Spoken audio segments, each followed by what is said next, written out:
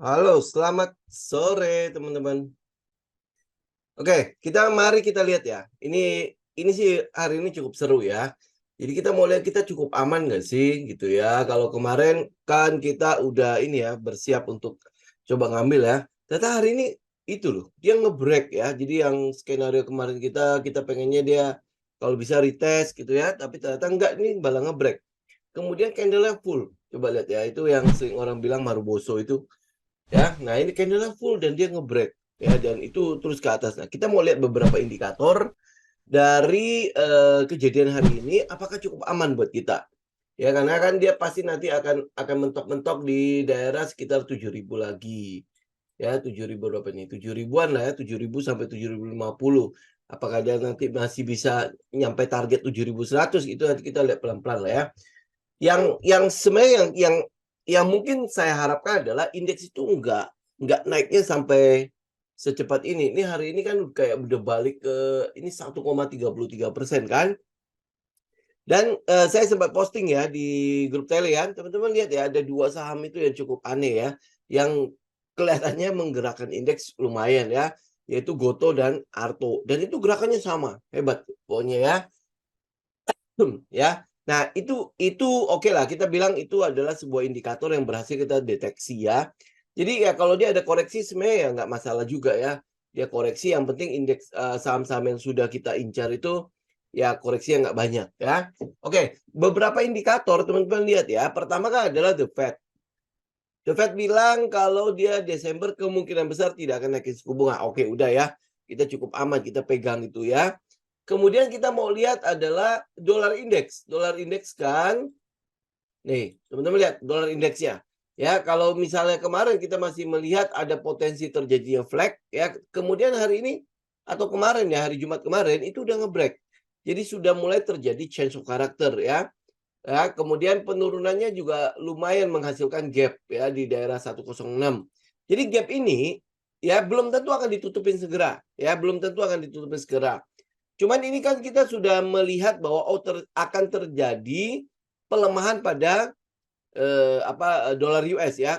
Yang penting yang lain-lain tidak ada masalah ya. Kita cuma lihat technical dulu ya. Nah, ini kan sudah ada sinyal bahwa terjadi perubahan karakter. Jadi yang tadinya sideways di atas, setelah naik cukup panjang, sideways di atas. Nah, ini mungkin akan ada koreksi pada indeks ya, indeks dolarnya ya. Nah, koreksinya kan teman-teman tahu ya, nggak serta-merta akan langsung turun terus ya. Dia mungkin nanti ada rebound-nya dulu sebentar, kemudian baru mulai turun kembali ya. Jadi ini mungkin akan kita lihat good signs ya untuk si mata uang, terutama rupiah lah. Kita mau lihat rupiah ya nanti. Ya, jadi ini adalah sinyal yang cukup bagus untuk koreksi atau penguatan pada rupiah ya. Kita lihat sebentar ya USD IDR.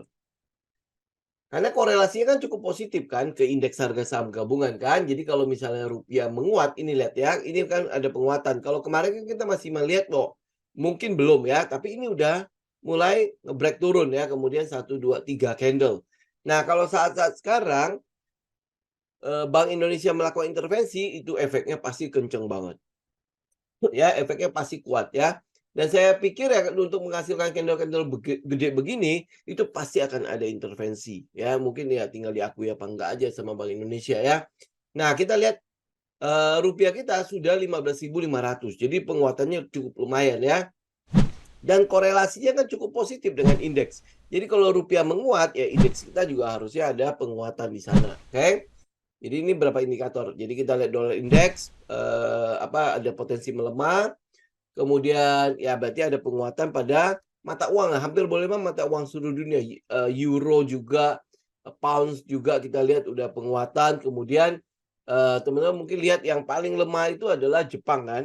Yen Jepang itu juga sudah mulai ada penguatan di situ, ya jadi masih 149. Nah, mungkin yen ini agak-agak ini ya, kan jadi pertanyaan kan, kalau yang lain tuh menguat lumayan kenceng, kenapa yen tidak? Ya, nah ini indikator yang kedua yang kedua ya, teman-teman mesti lihat itu adalah harga minyak. Jadi kalau harga minyak ini kan harusnya udah penurunan nih. Jepang itu adalah importir untuk produk ini ya, untuk produk ini. Nah, kalau teman-teman lihat sekarang ya, untuk yang sekarang ya, kita mulai melihat bahwa potensi untuk penurunan pada harga minyak itu lebih terbuka. Jadi sekarang itu kan ada di sekitar 81, 82 ya US dollar per barel kan. Nah, ini potensi untuk penurunannya cukup besar ya. Nah, tetapi teman-teman juga mesti perhatikan ada satu katalis cukup positif untuk minyak ya.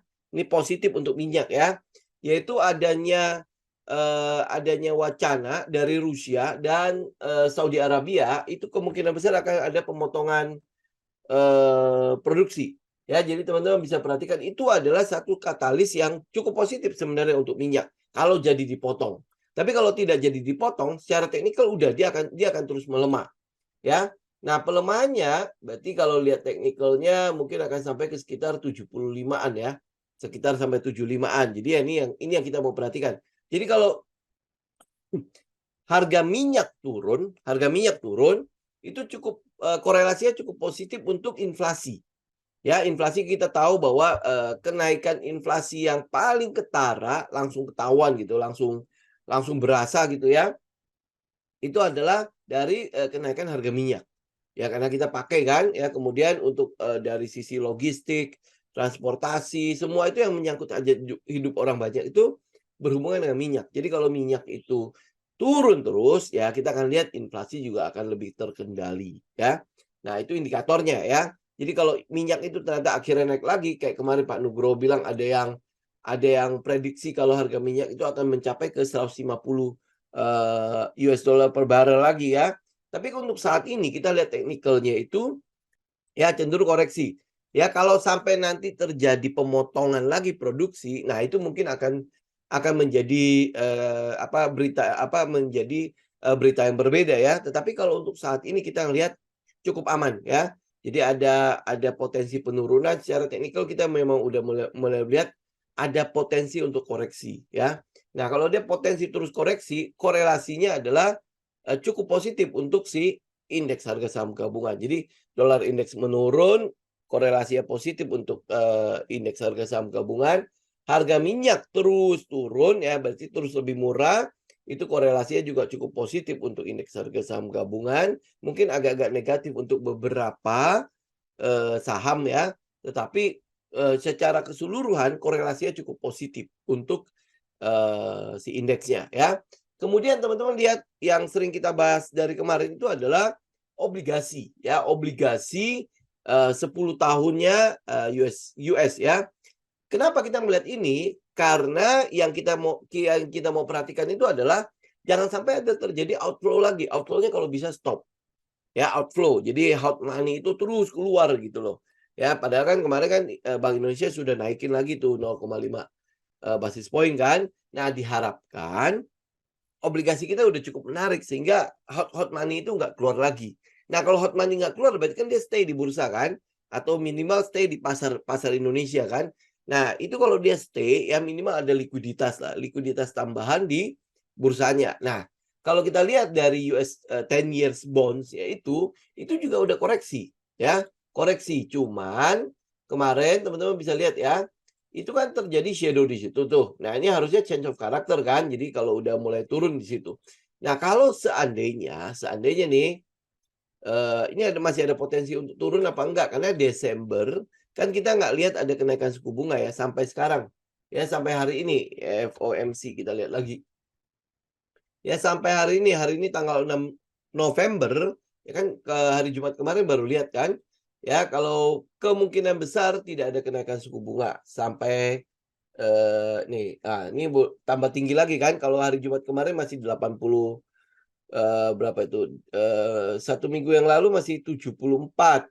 Kemudian di hari Jumat kalau tidak salah kita masih lihat tuh masih 80-an kan. Nah sekarang udah 90-an mempertahankan suku bunga, ya. Jadi ya nggak ada, hampir boleh bilang nggak ada kenaikan. Oke. Nah ini bagaimana dengan si bonds ini? Jadi kalau lihat dari skenarionya bisa jadi ya, dia mungkin nanti akan bikin head and shoulder kali ya. Ya, moga-moga nanti dia naik ya. Dia naik mentok lagi di situ, kemudian turun kembali, jadi akan jadi shoulder, left shoulder, head, terus habis itu right shoulder ya. Kemudian kalau dia turun ya berarti ada potensi penurunannya sampai ke sekitar ini teknikal ya teman-teman ya. ke sekitar 4%. Ya, masih nggak jauh-jauh banget lah ya. Tetapi ini jadi katalis cukup positif untuk indeks kita. Ya, jadi kalau dia naik, ya lihat aja nanti kira-kira dia akan bikin nggak pattern itu. Ya, kalau dia bikin, nah itu berarti ada peluang penurunan lagi. Jadi dia akan naik. Ya, ini cuma akan naik, kemudian turun kembali dan turun. Gitu, ya. Ini yang kita lihat ya. Jadi ini ada katalis ke berapa nih? Ke indikator yang ketiga ya. Yang ketiga. Jadi yang pertama adalah dollar index. Dollar index ada peluang untuk penurunan. Kemudian kita lihat harga minyak ya, ada peluang untuk penurunan juga. Kemudian kita lihat dari bonds ya, bonds itu juga ada potensi untuk mengalami penurunan ya. Nah, kemudian kalau teman-teman lihat lagi dengan Dow Jones ya. Nah, ini Dow Jones kan ini udah naik 1 2 3 4 5 hari. Ya, sudah naik seminggu. Jadi sebelum pengumuman suku bunga aja dia sudah mulai merespon ya. Nah, kemudian sampai akhirnya penutupan hari Jumat kemarin. Senin ini kan masih belum mulai kan dia ya. Nah, ini teman-teman bisa lihat ya, dia kan memang ada di plafon nih. Nah, ini apakah akan tembus? Kalau dia tembus berarti ya kayak indeks harga saham gabungan lah ya. Ini ada peluang untuk balik lagi ya, balik lagi untuk terus naik ya. Nah, apalagi ini V-shape nih recovery-nya ya. Ini juga bentuknya kayak W ya. Jadi ini udah kayak Victory ya. Nah, kalau dia W ya ini apakah akan jadi kayak invert ya, invert head and shoulder. Jadi mungkin nanti akan ada penurunan kemudian bikin right shoulder-nya kemudian untuk naik. Jadi kalau sampai dia melakukan itu ya berarti kan ini harusnya cukup bagus ya untuk indeks ke depannya ya. Jadi potensi window dressing, jadi November, Desember, mungkin Januari efek pun akan dapat nih kita. Oke, nah kemudian S&P 500 kita juga bisa lihat ya, kan sama kurang lebih ya. Kalau Dow Jones itu 30 saham terbesar kayak IDX 30 gitu ya. Nah, sedangkan kalau S&P 500 ya 500 sahamnya. Ya 500 saham ini mungkin kayak ya Kompas 100 lah atau apalah kayak gitu-gitu lah ya. Nah, ini juga sama teman-teman bisa lihat ya. Kalau nanti koreksi, jadi mungkin saja dia akan bikin kayak invert head and shoulder. Ya invert, jadi head and shoulder tapi dibalik gitu. Ya, ini teman-teman bisa lihat ya. Nah, ini juga sama naiknya juga 1 2 3 4 5 ya, udah 5 hari kan. Nah, ini adalah hari ini. Ya, Monday tanggal 6 November kan, dia kan udah pre-opening kan. Nah, kalau hari ini pun candle-nya lumayan gede, nah itu berarti teman-teman bisa lihat ya, aktivitas bullish-nya itu candle-nya sudah berarti ini aja sudah 5 kan. Nah, kalau hari ini juga masih naik, nge-break lagi kan. Jadi ini udah V-shape. Jadi V-shape recovery-nya itu benar-benar recovery V-shape ya. Jadi turun kencang tapi dia naiknya juga benar-benar kencang ya. Jadi peluang untuk market ngelihat laporan-laporan keuangan yang bagus-bagus itu ya dia ngerespon itu ya mungkin itu akan ya sangat-sangat kuat ya. Kita lihat ya. Nah, jadi kalau lihat indikator-indikator yang ada balik lagi ke komposit.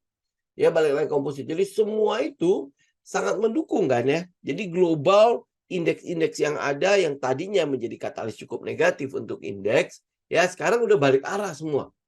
Nah kalau balik arah ini harusnya udah balik kan. Ya udah balik kan. Karena itulah makanya saya kasih judul kan. Ini saatnya kita mulai udah lebih pede lagi ngambil posisi. Ya kalau kemarin-kemarin oke, lu udah ngambil posisi kan kita masih bilang itu spekulatif kan. Ya. Nah, kalau sekarang kita lebih pede. Seandainya kalaupun indeks itu koreksi, kan saya udah pernah bilang kan ini hari keberapa punya ya. Indeks itu sebenarnya udah bottom. Ya udah bottom. Kita udah lihat udah ada perlawanan-perlawanan di situ ya. Jadi hari ini lebih confirm lagi kalau indeks itu udah bottom kemarin. Ya, nah terus target 6.600 kapan? Itu nanti aja. Ya mungkin lewatin dividends atau apa dan baru akan koreksi ya kita nggak tahu. Ya, tapi nanti kita juga akan update terus kok di situ ya. Tapi untuk saat ini kita ngelihat dari semua sisi, dari semua indikator itu cukup mendukung pergerakan indeks. Ya. Nah, sekarang dalam negeri gimana? Dalam negeri ya paling cuma tinggal besok. Besok kita akan lihat keputusan MK. Itu akan seperti apa? Apakah akan menimbulkan gonjang-ganjing sebentar? Kalau pergerakan setinggi ini ya mungkin akan ada merahnya lah di sesi pagi ya. Kemudian setelah keputusan MK bagaimana? Nggak tahu kejutan apa enggak ya. Nah kalau kejutan kira-kira nanti antisipasinya bagaimana? Karena kan tanggal 7, kalau nggak salah tanggal 8 itu adalah batas waktu untuk koreksi. Koreksi pasangan calon maksudnya. Ya, jadi seandainya kalau tanggal 7 itu diputuskan nggak boleh ya dianulir atau gimana. Nah, yang terutama yang Gerindra ya, yang pasangan satu ini berarti dia harus mengkoreksi wakilnya. Oke, dia harus mengkoreksi wakilnya, jadi tinggal 1 hari. Jadi kalau tanggal 7 dianulir keputusannya, berarti tanggal 8 itu dia harus memasukkan nama baru untuk wakilnya. Ya itu ya. Itu paling paling itu doang mmm, untuk, besok ya, untuk besok. Nah sisanya kan sebenarnya udah nggak ada. Dari semua data-data yang ada, kita lihat cukup aman lah ya, cukup aman. Nggak ada katalis yang negatif yang mungkin bisa mempengaruhi indeks. Jadi katalis yang lain itu sebenarnya udah lewat. Paling ya kalau yang, Timur Tengah, Israel sama Hamas, ya udah, nanti ini udah pelan-pelan udah terus mengecil kok. Kalau digedein lagi ya saya nggak tahu ya, tetapi jelas itu udah pelan-pelan mengecil ya, karena mungkin udah intensitasnya udah cukup kencang. Apakah ini akan segera selesai atau nanti jadi kayak ini, kayak Rusia sama Ukraina, ya Rusia Ukraina kan lu mau ngapain juga udah nggak pengaruh lagi kan global kan, karena global sudah price in, kita udah bisa lihat petanya kan. Nah selebihnya udah, ya udah cukup aman. Nah, oke. Nah sekarang apa yang mau kita incar? Ya kalau kita mau incar ya teman-teman tahu lah ya udah banyak kok saham-saham yang sudah, mmm, kita liatin dari kemarin kan. Contoh misalnya ini masih ya kayak LP, hari ini juga laporan keuangannya si S juga udah cukup bagus kan, ya. S, naik berapa ya, 18% lebih ya. Ya ini masih cukup bagus kan 18. Nah kalau lihat dari Q1, Q2, Q3 ya harusnya Q4 cukup bagus lah. Karena ini Q4 itu kan banyak ya belanja untuk Natal, untuk renovasi, ya mungkin untuk isi-isi rumah, untuk perbaikan apa gitu ya. Dan memang kita lihat, kondisi Desember untuk yang retail-retail ini ya, untuk penghasilan untuk yang pemasukan pendapatannya cukup tinggi ya, dan kita masih melihat, pasar itu cukup gede. Ya mungkin kalau lu ground checking kelihatannya sepi-sepi aja ya, tapi yang kita lihat untuk beberapa cabangnya itu cukup ramai, terutama untuk yang dekat-dekat perumahan ya, dekat-dekat perumahan itu masih cukup ramai. Kemudian teman-teman juga mesti lihat ekspansinya terutama untuk pembukaan toko-toko baru. Ya ini juga adalah, ini ya, dalam rangka untuk menyumbang kan, karena mereka kan, same store, method kan dalam dalam hal menilai si S itu harus pakai yang itu ya metode, same store-nya kan, jadi dirata-ratakan. Semakin banyak cabang sebenarnya semakin bagus untuk pendapatannya, kalau cabang-cabangnya termasuk, rame ya, jadi bukan ada cabang yang dia buka di mana-mana tapi sepi. Nah itu yang nggak mungkin dilakukan kan, ya.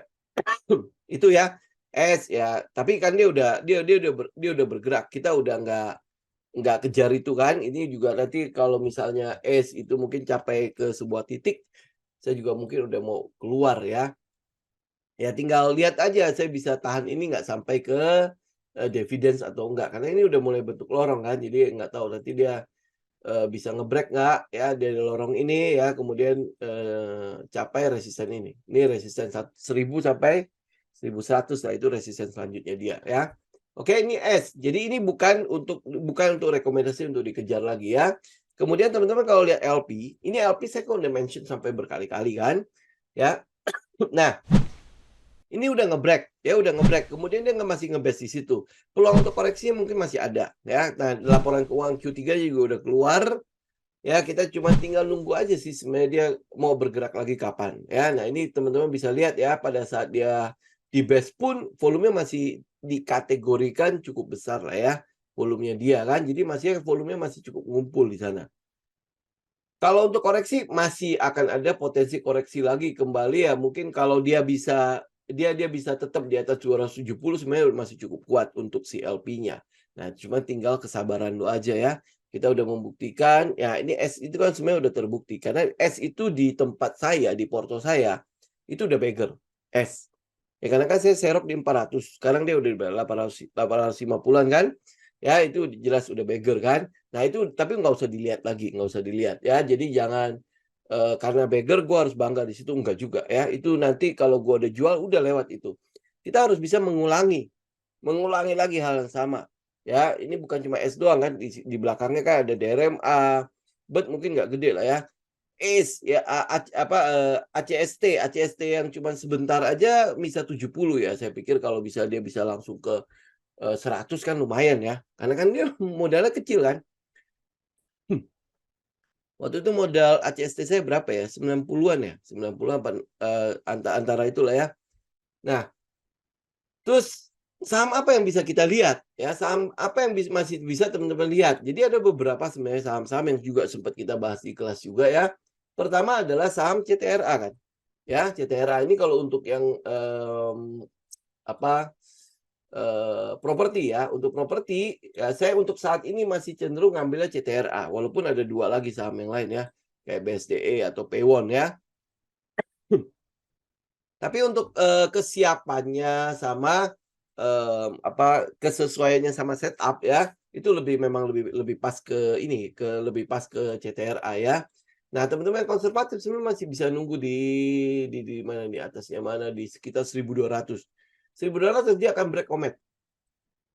Ya, dia akan break comet. Ini kan sekarang kita udah lihat ya, gerakan ke bawahnya itu tidak membatalkan comet ya. Walaupun ya ini majornya, yaitu major strukturnya kan.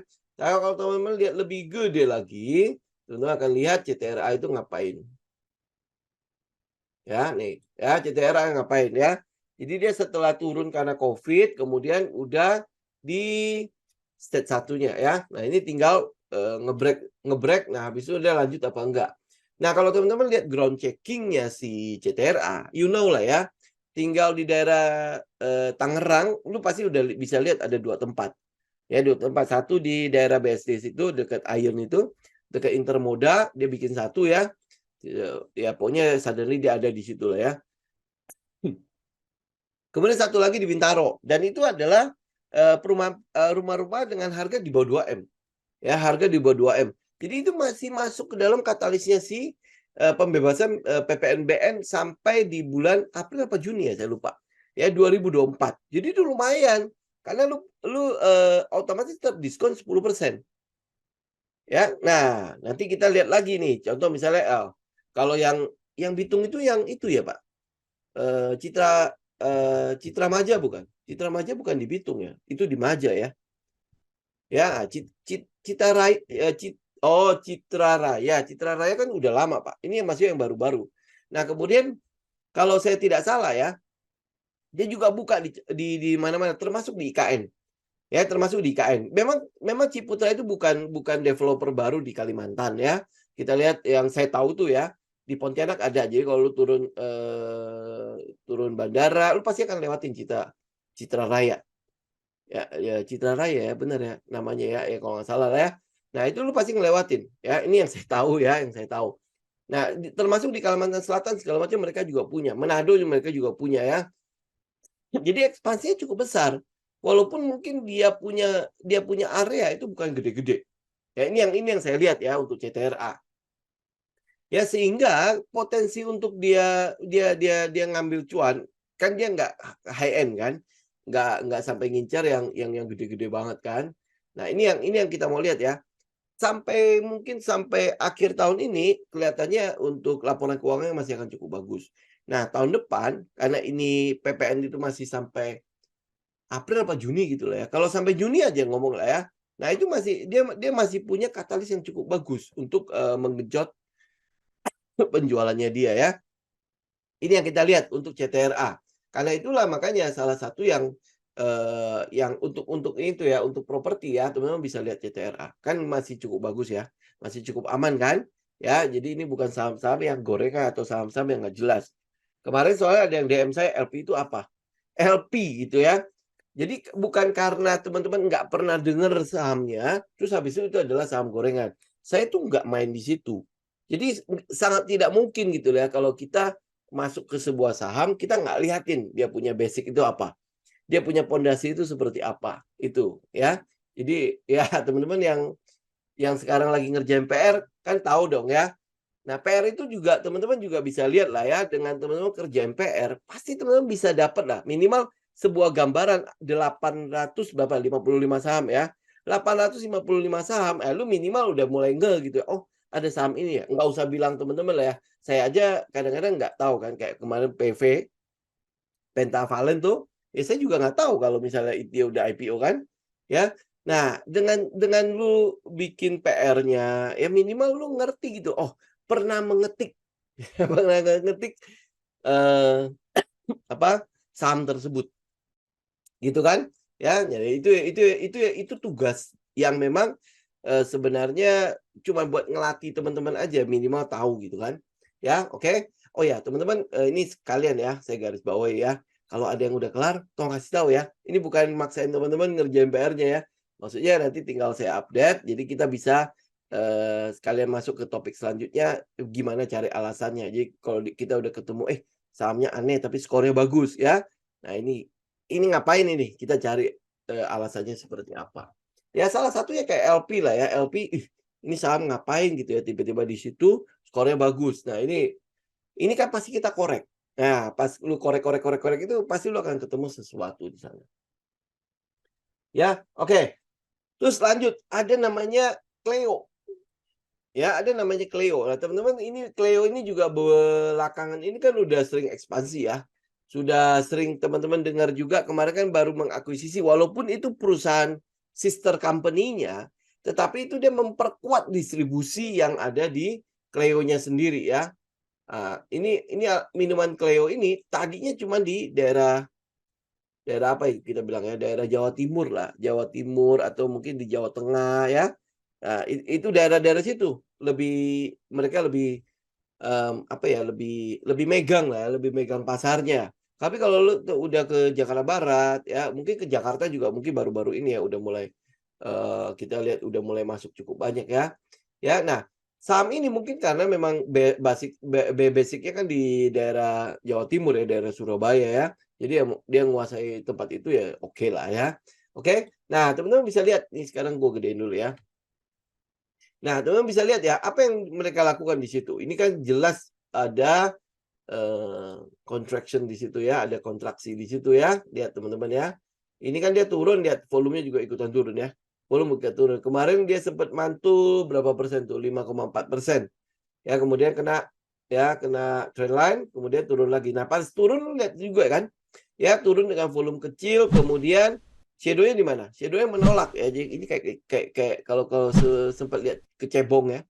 Ya, moga-moga istilah ini nggak keluar lagi ya. Ya, ini kan ekornya tuh ke belakang tuh, lihat. Ekornya kan menolak kan, menolak untuk turun, kena EMA 50, kena EMA 20, kemudian dia nolak untuk turun ya, nolak untuk turun. Kemudian di area ini 620 sampai 630 itu cukup menjadi support yang cukup kuat buat dia. Ya. Dan kalau teman-teman lihat katalis-katalis yang di Cleo itu cukup kuat juga. Lihat dari pendapatannya itu juga cukup kuat. Ya, jadi lu mau ngomong apa lagi? Ya, itu yang lain lu riset lah ya. Cuman kita lihat teknikalnya dulu ya. Ini udah potensi untuk nge-break ya. Tinggal tunggu waktu aja nge-break. Nah, buat teman-teman agresif ya udah pasti dikejar doang ya. Akan lebih baik kalau dia bisa ke 620, 630 lagi. Kalau enggak ini kan masih cukup ini ya. Cukup low risk kan untuk si Cleo kan. Ya, nah tapi ini pertimbangkan bikin dulu ya jumlah lot ya. Trading plan-nya bikin dulu ya, kemudian semuanya cuma siapkan dulu baru lu action ya. Oke. Ini Cleo.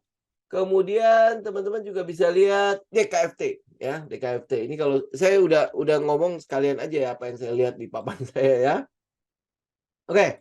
Nah, jadi nggak usah tanya lagi kalau DKFT gimana ya. Teman-teman bisa lihat DKFT itu ada satu plafon ya di 120. Jadi kalau dia bisa break 120, ya itu akan jauh lebih aman buat si DKFT ya. Teman-teman juga bisa lihat ya dari karakter yang terjadi, karakter pergerakan harganya. Ya, ini bisa lihat ya di Juni 2023 ya naik udah ya, kemudian volume udah gede. Kemudian dia sempat naik lagi di antara Juli ya, Juli naik lagi. Kemudian sempat naik satu lagi di Agustus sebelum akhirnya indeks turun kan. Nah, pada saat indeks turun sampai ke daerah bottom, ini aja masih saya perhatikan kan. Ya, hampir mau keluar, nggak keluar ya. Kenapa? Karena belum kena stop loss. Oke. Nah, kemudian setelah itu indeks selesai. Pada saat indeks selesai, teman-teman bisa lihat ya bagaimana pergerakan ke atasnya. Nah, pergerakan ke atas pun ini 1, 2, 3 candle itu disertai oleh volume. Yang jelas volume 3 hari ini udah cukup gede. Ya, sangat besar. Ya, cuman ini udah kena plafon lagi. Tapi teman boleh perhatikan pergerakan 3 candle belakang dengan candle-candle sebelumnya. Ya, dengan candle sebelumnya, kemudian lu lihat volumenya juga, itu belum pernah kejadian. Ya, belum pernah kejadian. Jadi saya masih cukup pede kalau 120 itu bisa di break. Ya, tinggal tunggu waktu aja. Ya, ini sekarang cuma modal sabar doang. Kan lu udah lihat dia punya story, kemudian lu udah lihat teknikalnya seperti ini. Oh, gedein dulu teknikalnya. Ya, nih. Teman-teman bisa lihat teknikalnya, ya. Ini daerah apa? Kenapa saya ituin? Bentar, saya gedein dulu ya. Nah, itu kan adalah daerah bottomnya.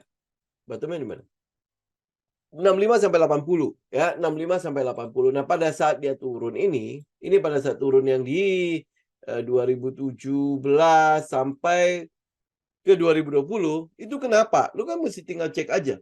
Ya, begitu lu tahu bahwa oh karena tidak ada smelter. Karena tidak ada smelter maka dia nggak bisa jualan. Itu pendapatannya nol. Ya, lu bisa cek lah, lu bisa cek itu. Ya, pendapatannya nol. Nah, sekarang dia udah punya smelter. Itu beda nggak masalah? Ya, beda kan? Udah pasti ceritanya beda. Nah, ceritanya apain? Turn around. Ya, dari nggak ada smelter sekarang udah punya smelter. Dari yang tadinya di apa namanya ditato sama indeks sama Bursa Efek Indonesia, sekarang udah dilepas tatonya. Kenapa udah dilepas? Karena sudah punya pendapatan. Ya, sudah punya pendapatan. Itu yang membuat kita mulai mengincar si DKFT ya. Nah, kemudian dia ada di daerah-daerah setup ya. Ini di tanggal berapa nih? Tanggal Juli itu ada money spot, kemudian di Agustus ada money spot. Walaupun akhirnya dia turun balik ya. Ya, kita sempat ya minus-minus lah di daerah sini. Oke, ini karena indeks kan, indeks memang market direction yang memang CM itu loh, MMM ya. Si M itu kan lagi turun tuh, ya memang dia lagi mens, mau ngomong apa gitu kan, lu sayang-sayangin gimana juga, ya emang dasar dia lagi emosi kan. Kita kan tunggu dia tenang, ya kebetulan dia lumayan tenang, ya kemudian habis itu balik kembali. Nah, pada saat balik kembali itu, teman-teman juga bisa lihat kan, bagaimana cara kita membaca 3 candle belakang itu kan. Ya maksudnya dari total keseluruhan loh, total keseluruhan trend yang ada di DKFT, lu bisa baca dong 3 candle belakang itu kenapa. Ya artinya orang udah mulai berbondong-bondong masuk lagi. Ya ditambah lagi dengan trend nickel. Ya trend nickel ini ngapain? Kok emang ada apa di trend nickel? Ya trend nickel itu yang kita lihat adalah ekspansi perusahaan-perusahaan besar ke arah nikel. Ya contoh misalnya kayak UNTR, Harum, siapa lagi yang akuisisi nikel? Ya, ini kayak saya lupa ya. Ada satu lagi kok perusahaan-perusahaan ya cukup besar ya. Dia udah mulai mengakuisisi kembali ke nikel. Ya, nah kemudian teman-teman lihat ada satu katalis yang lumayan cukup positif, yaitu pabrik baterai listrik. Ya, pabrik baterai listrik. Berarti kan ini harus diamankan nikel-nikel ini kalau pabrik ini jadi. Bahan bakunya jelas dari nikel-nikel ini kan. Ya. Nah, ini berarti kan udah mulai ada pasti udah mulai ada inilah ada namanya apa ya? Komunikasi ya. Ya, ini nanti bahan baku gue dari mana nih? Nggak mungkin tiba-tiba pabrik udah jadi baru ngomong komunikasi. Nggak mungkin kan? Ya, pabrik jadi, produksi jalan, bahan baku harus masuk. Nah, itu pasti sudah ada komunikasinya. Nah, ini teman-teman tinggal kita cari tahu. Ini sampai sekarang juga saya masih cari tahu. Kira-kira siapa yang akan mensuplai ini pabrik? Ya. Nah, ini teman-teman bisa lihat kedekatannya dengan ya ini clue aja ya. Karena saya juga baru memecah-mecahin doang. Dia pasti ada kedekatan dengan si TP Ramat. Nah, TP Ramat itu dekat sama siapa? Yang ada nikelnya. Ya coba cek ke yang lain ya. Ini dia pasti akan narik-narik tuh orang-orang itu. Kenapa si TP Ramat gue sebut ya? Karena ini yang bangun itu kan Hyundai. Ya, Hyundai bareng sama LG Solutions. Ya, Hyundai ini loh, Hyundai motor ya Hyundai mobil ya, ada kereta, ada Stargazer, sebentar lagi Staria sedang direnovasi katanya. Mau buat mukul Alphard ya. Kalau sampai jadi sih lumayan lah. Kemudian ada Ioniq, ada Kano. Ioniq 6 itu kan mau dinaikin TKDN-nya sampai ke 60 atau 80% ya. Ya, itu mau dinaikin. Jadi salah satunya adalah baterai itu. Begitu baterainya bisa diproduksi lokal, TKDN pasti naik. Nah, TKDN naik, insentif untuk si Hyundai itu juga naik. Ya, nah karena itulah kita ngomongin soal saham selanjutnya. Sahamnya apa? DRMA. Ini jangan dilepas. Ini memang sudah naik tinggi sekali. Tapi lu lihat katalisnya, itu masih cukup oke. Ya, katalisnya. Ya, jadi karena itulah makanya kita sebenarnya tinggal menunggu aja. Ini teman lihat ya, dia naik kan, ini naik lumayan tinggi lah. Ini saya udah sempet jualan. Dia naik total itu adalah 200%. Ya, 200%. Tapi saya nggak naik sampai ke situ. Saya udah mulai jual-jual di daerah mana ya? Ya, pokoknya nggak sampai 200%. Saya juga berpikir dia udah akan turun, tetapi dia masih naik lagi. Ya, nah itu yang teman-teman lihat kalau katalisnya masih cukup bagus, berarti dia nge-base. Ini namanya base. Ya, jadi base ini teman perhatikan. Nih ya, ini base-nya ya. Ini akan jadi base-nya dia. Ya, base ini teman perhatikan. Jadi base dari 1275 sampai 1820. Apa yang kita lakukan? Kalau 1250 atau 1275 itu dia bisa bertahan, itu adalah area yang lu mau lakukan cicilan di situ. Apalagi kalau sampai nanti dia ada manuver. Ya, manuver berarti kayak spring gitu ya. Turun sampai ke bawah, turunnya sampai ke bawah. Ya, ini bisa ini. Di sekitar 1135. Tapi lu lihat nanti, ya dia harus balik dengan cepat. Kalau dia balik dengan cepat, nah next-nya itu adalah pasti LPS. Ya, ini DRMA. Jadi ya nggak tahu nanti kira-kira katalis itu akan datang duluan atau enggak. Karena si ini ya, coba sebentar ya, pabrik Februari. Februari 2024. Ini loh, malah Februari 2024. Ya. Dia mulai bangunnya kan ya pokoknya ini siap produksi di Februari 2024. Februari loh 2024 loh. Ya ini moga-moga itu ya. Moga-moga pas ya, udah bener lagi ya. Jadi udah nggak gonjang-ganjing lagi ya. Nih, nah ini aja nih ya. Kita lihat dari Gaikindo aja ya. Itu sekitar 11 miliar dolar itu dibangun sama Hyundai sama LG ya, bangun pabrik di baterai mobil listrik di Karawang ya. Oke. Nah, ini yang kita mau lihat nih, Hyundai di sini. Karena ada Hyundai, maka pasti ada DRMA. Kenapa begitu? Ya lu riset sendiri lah ya. Yang nggak tahu, teman-teman riset sendiri. Jangan kita harus risetkan, oke? Ya ini teman-teman bisa lihat ya dia akan jadi kapan. Ini dia kalau si Balil ngomong Februari kan. Ini udah ada ngomongan belum ya? Kira-kira jadi kapan ya? Ya nikel ini mungkin dia akan ambil sama Antam. Tapi ya saya yakin banget Antam itu nggak bisa mensuplai itu sendirian. Ya oke. Nggak ada, belum ada ya. Belum ada ngomongan. Tetapi ya kalau lihat dari berita ini, jadi kemungkinan besar akan mulai produksi Februari 2024. Ya itu ya, itu kurang lebih katalisnya. Jadi balik lagi ke DRMA. Ini DRMA yang segini. Jadi apa yang kita lihat? Ya itu tadi. Ya lu beli di daerah-daerah supportnya. Sekarang adalah 1250-an ya. 1250-an. Nah kalau sampai dia ada manuver, ya ini kan katalisnya terlalu bagus ya untuk nggak diperhatikan kan. Ya. Nah, ini kalau sampai dia manuver, mungkin dia akan ini di bawah ini ada EMA 200 di 1200 ya. Kalau teman-teman lihat dari ini support resisten itu sampai ke 1130 1140 lah ya, daerah-daerah situ. Ya, jadi dia mungkin nanti akan ada manuver ya yang kita bilang spring itu. Ya, tapi nanti dia naik dengan cepat jadi kayak V-shape.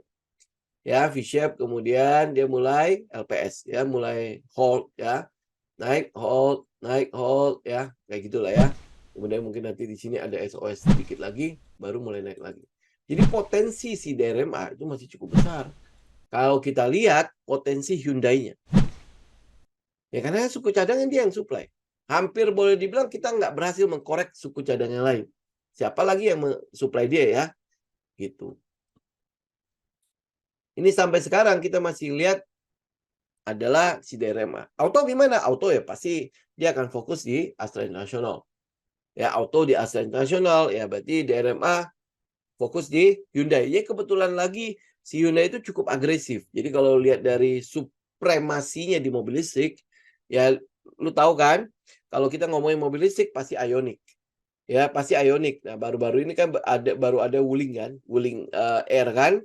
Nah, nanti juga kita mau lihat juga nih, apakah Wuling Air juga akan minta si LG yang bikin baterainya atau dia ngambil dari produksinya si LG. Ya, nah, ke depannya kalau sampai pabrik ini jadi, kita juga akan melihat bahwa tren untuk mobil listrik kelihatannya akan lebih kencang ya. Nah, apakah ini produksi lokal, produksi di sini walaupun mungkin itu adalah punya Korea, harga baterainya lebih murah nggak? Kalau harga baterainya lebih murah, harusnya mobil listrik juga akan turun. Ya, karena kita tahu bahwa komponen biaya untuk mobil listrik kabarnya kan setengah sampai 80%, 50 sampai 80% dari harga mobil listrik itu sendiri. Ya, ini yang cukup yang membuat orang-orang cukup konsen kan dalam hal beli mobil listrik. Karena kalau sampai baterainya soak, sebenarnya mobil itu tinggal dibuang aja. Itu jadi kayak beli mainan anak-anak, ya. Beli mainan anak kali kalau dalamnya baterainya semua udah rusak ya berarti mainan itu harus dibuang. Nah, ini sama kurang lebih. Nah, apakah nanti baterainya akan lebih murah? Ya mungkin dia turun berapa ya? 20 atau 30% lagi, oh lebih lebih enak gitu kan. Itu yang kita lihat ya, untuk si DRMA. Nah yang lain nanti aja lah ya, nggak mungkin kita bahas semuanya. Ya tapi itu udah jadi poin-poin yang harusnya teman-teman udah bisa perhatikan lah, karena kita udah bahas ini cukup lama kok. Teman-teman saya pikir, hari ini sampai di sini dulu ya. Kita ketemu lagi nanti di hari Rabu. Oh ya buat teman-teman yang di coaching ingat ya kalau ada yang sudah kelar, kabarin ya. Ya minimal Kamis pagi lah, Kamis pagi kabarin jadi, saya bisa ngeliatin, dan nanti juga sekalian saya liatin untuk, masukin itu ya, masukin, update-update ke dalam itu ya, ke dalam, screener-nya. Nah nanti mungkin sekalian kita bisa itu ya, kita bisa proses. Moga-moga nggak lama setelah di-update itu, dia dia screening-nya nggak lama. Karena kan ini udah jelas data baru lagi kan, data tambahan lagi kan, gitu, ya. Oke, teman-teman, sampai ketemu lagi nanti di hari Rabu mendatang ya. Jadi ya selamat berburu saham-saham ya. Kita moga-moga kita bisa ikut window dressing, ikut Santa Rally. Kalau teman-teman mau bawa itu sampai ke dividends, mulai dari sekarang lu ambil ya. Oke. Oke, thank you teman-teman. Sampai ketemu lagi di hari Rabu mendatang. God bless. Saya izin pamit ya. Thank you.